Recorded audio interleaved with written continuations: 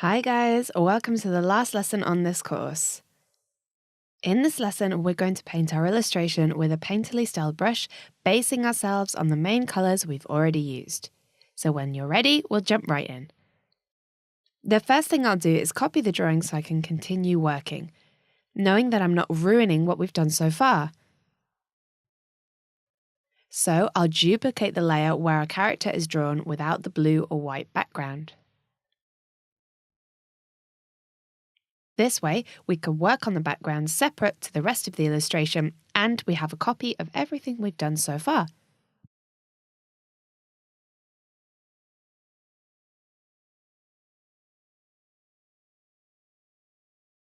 As you can see, I've adjusted the properties of my painterly brush so it gives me the result I'm looking for.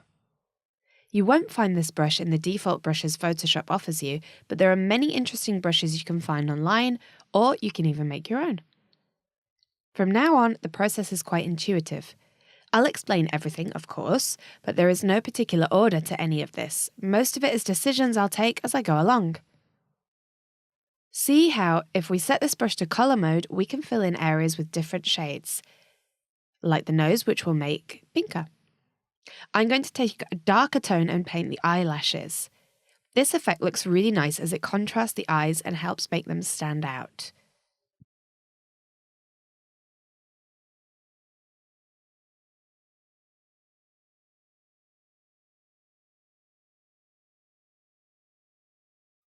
We'll constantly perfect the minor details and adjust the colours, even erase the line in some areas. Maybe we want to leave the coloured line in some places, and in others the colour alone is enough. Look for these areas and use your intuition. Also see how I do it if that helps you make your decisions.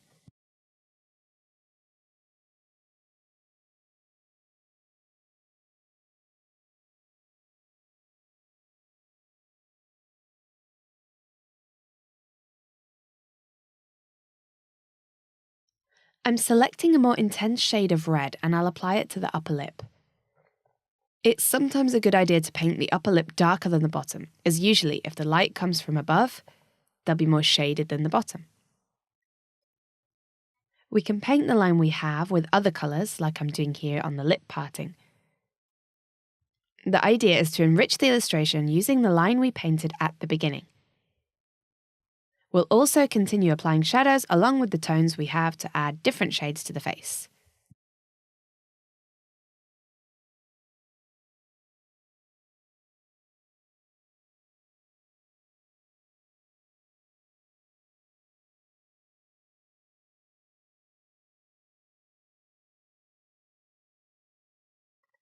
What I'll do now is, with a lighter colour, paint light in the areas of the face where the light source is more intense. I'll do this loosely as that's the kind of style I'm going for in general.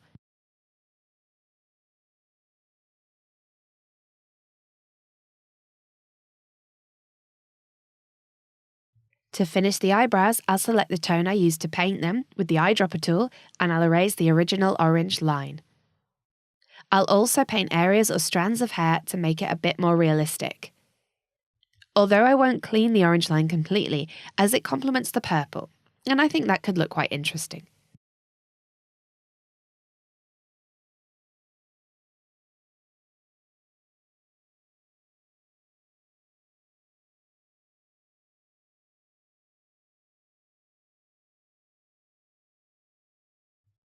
Underneath the bangs, I'm going to intensify the shadows cast on the forehead. I'll use purple colours that contrast with the reddish oranges in the area.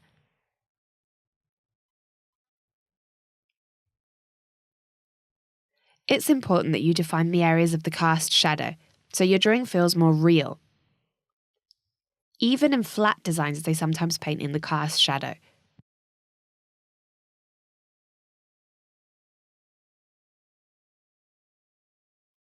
I'll start adding some shine to the left side of the nose to make it stand out from the cheeks, and also remind the viewer of the light source. To do this, I'll use some of the lighter tones I have in the design by selecting them with the eyedropper tool.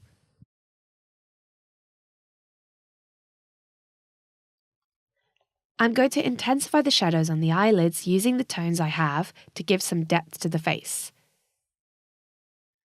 As you know, I almost always use purple for the shadows, but I'm going to use the orange of the line for the eyelids, just to enrich the range of tones, and see how well it works. Now with the brush in multiply mode, I'll apply the cast shadow of the head onto the neck. The effect of the brush is really nice, and it gives us interesting textures. I'll add another layer to intensify the connection between both parts, bearing in mind that the right is more intense because of the light source.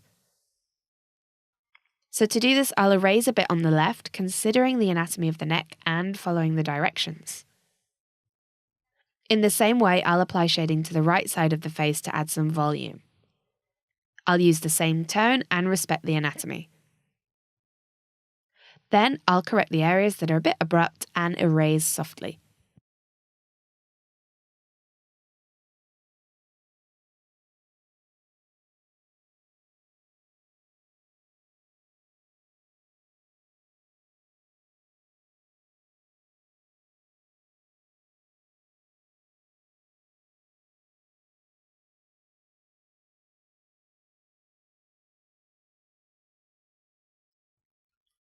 If you need to apply more cast shadows like the lips, then do so.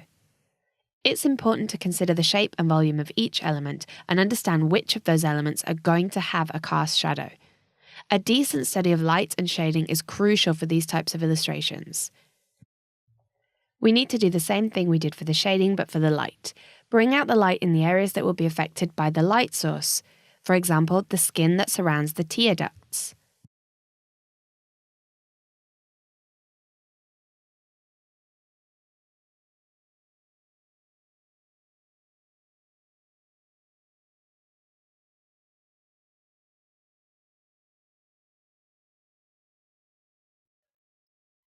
I want to intensify the pink on the nose just for aesthetic reasons. So I'll take a pinkish tone with a low opacity and I'll apply it where I think it looks best.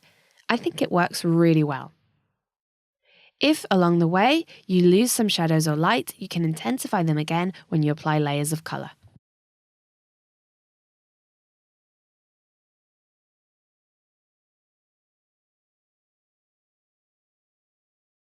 Once again, we can add an abrupt shadow like on the face or the neck, this time to the eyeballs, as the eyelids cast a shadow over them. I don't think the left side of the face contrasts very much with the hair next to it, so I'm going to apply an intense purple shade to the hair to add volume to the face, and instantly the face lights up. Also, to intensify the contrast in the hair, we can paint shadows on the opposite side of the light source, so on the right. You can do this in multiply mode or normal. I'm using normal right now.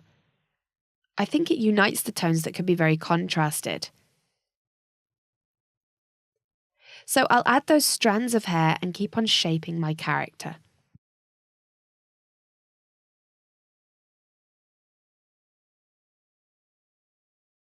So you see, I'm drawing the strands and then giving them some volume with the colour. Use the lines in the hair you drew earlier or make some new ones if you like.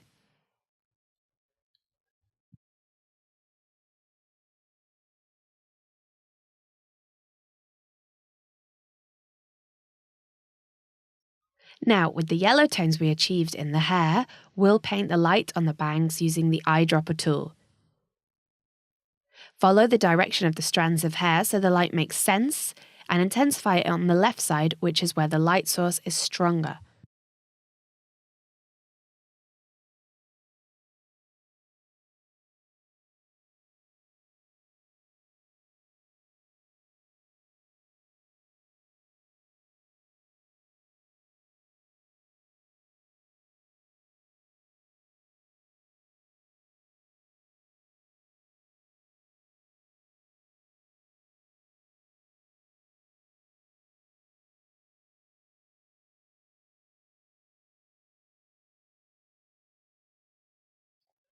Let's use the colour we used earlier to apply the line and add some shadow under the eyes.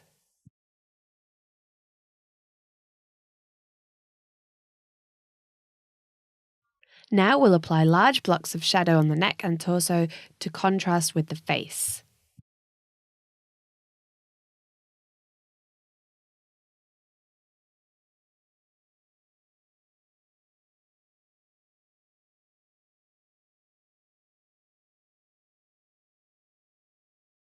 Then I'll continue working with the hair.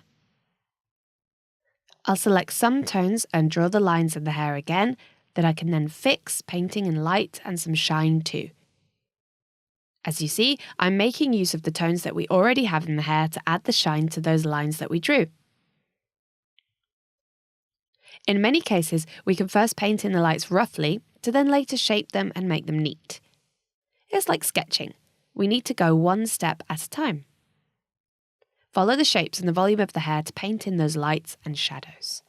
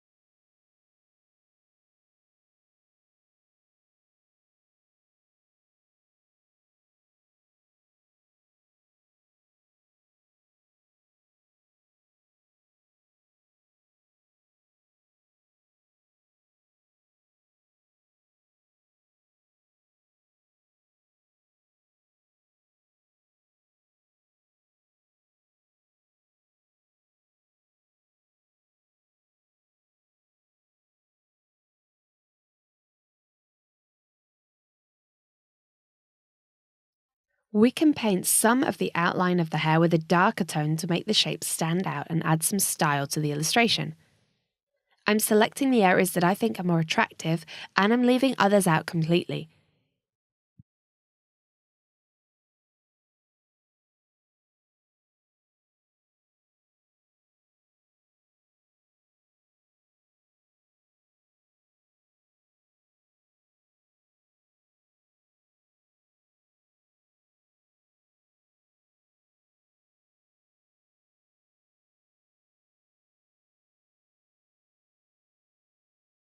We can go over some areas that have been left out, like the ears. Then we can apply some areas of shine or fill in areas that are incomplete, as we just said. Gradually allow your eyes to point out where the errors are, and your own intuition will lead you to complete some areas and leave others.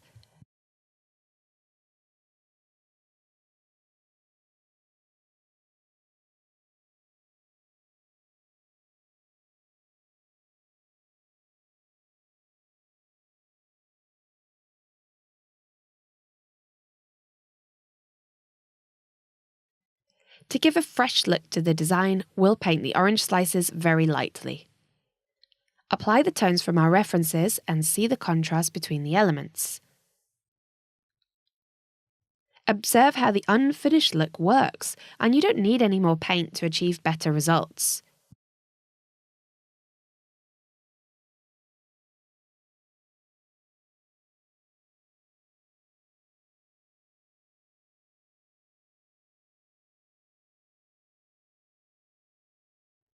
We're almost done now, so I'm going to increase the size of the background so it fills the whole scene.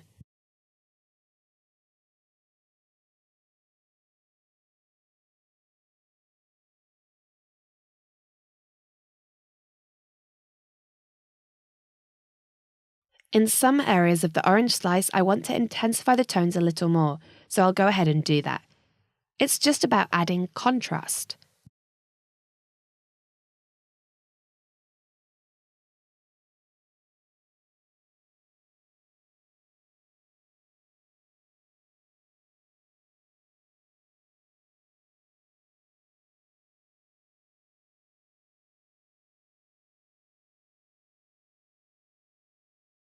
Because of their texture, oranges have shiny skin or little areas that shine. So using a lighter tone, I'm going to paint small dots so we get that orange-like texture.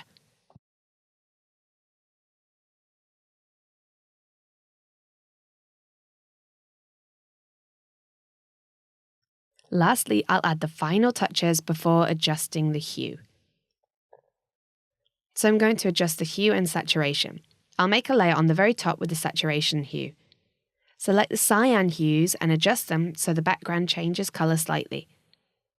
Then adjust the saturation of the whole scene so the colour pops out even more. Then make another layer and adjust the level of contrast to achieve more volume. Remember to use these tools carefully and subtly. So our fruit character is finished. Painting using these techniques is really fun and it really enriches your illustrations. So I hope you learned a lot on this course and you enjoyed it. And I hope to see you again soon. Bye!